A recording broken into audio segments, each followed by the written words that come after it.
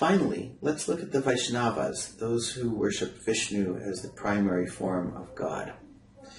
In this image here, you can see that he is lying on a serpent. His consort Lakshmi is massaging his feet, and he's in a sea.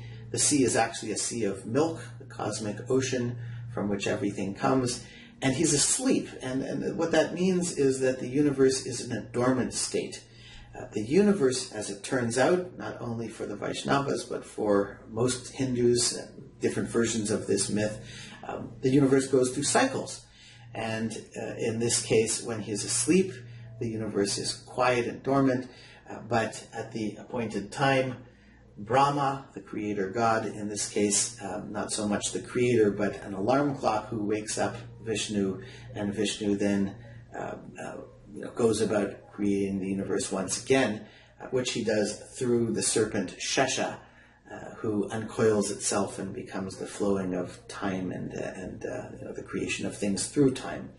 And so we have this idea that Vishnu is the creator, but that eventually the cycle will come full circle and he will return to sleep and the universe will be destroyed, only to be ultimately recreated once again. So that's a pattern that we see typically, and for those who follow Vishnu, that he can take on all of those different roles. Now, we see these 10 different avatars or manifestations of Vishnu. So you might think, just like Jesus is seen as an incarnation of God, God made flesh, that in the case of Hinduism, the gods are the manifestations of that ultimate source.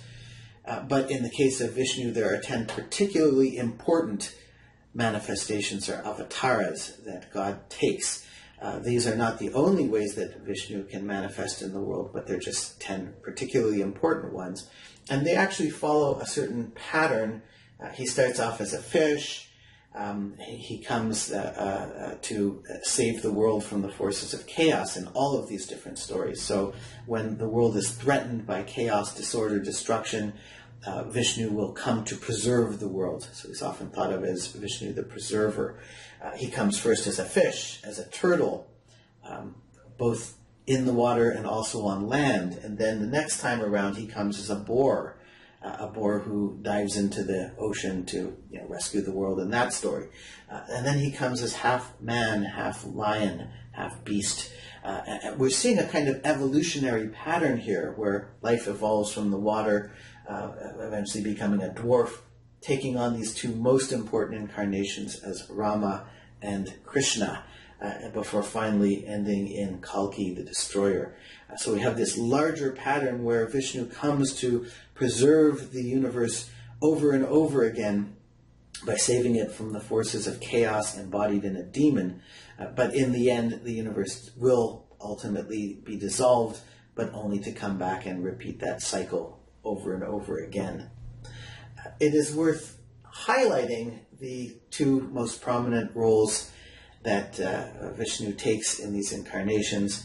The Ramayana is one of the two great epic stories in the Hindu tradition, and in that story, again, we have the same thing, that he has to save the world from a demon who, in this case, not only is threatening the safety of the world, but captures his wife, Sita, and he has to go to Sri Lanka to rescue her and save the world. And so when you see this figure with a bow, that's generally going to be Rama. We also have the other great epic in the Indian tradition, the Mahabharata, and the short chapter from that, or if it's not just one chapter, but it's a section within this larger epic tale, and that was the Bhagavad Gita that we talked about before, where in that story Krishna talks to Arjuna and gives these teachings and explains how he's God and what Arjuna has to do. So those are two very prominent versions of Vishnu manifesting himself on earth for these cosmic battles that need to take place. But within the Krishna story, we get forms of Vishnu as Krishna that are some of the most popular and beloved.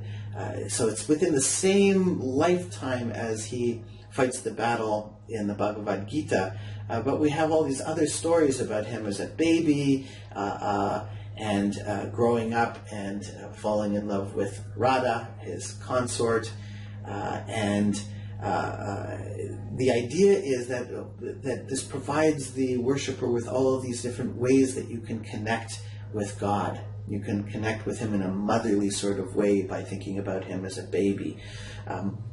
Perhaps most common is to think of him as the lover. And in the last group of lectures, we saw how Mirabai, this famous poet, was writing about Vishnu as Krishna as her lover, in a way that one typically would not think about Jesus in that way, but it's very common in the Hindu tradition to think about Krishna in that way. It's so intimate, and the point is not to highlight the sexuality, but rather the purity of the love, and that we can imagine through that very human relationship that we're familiar with.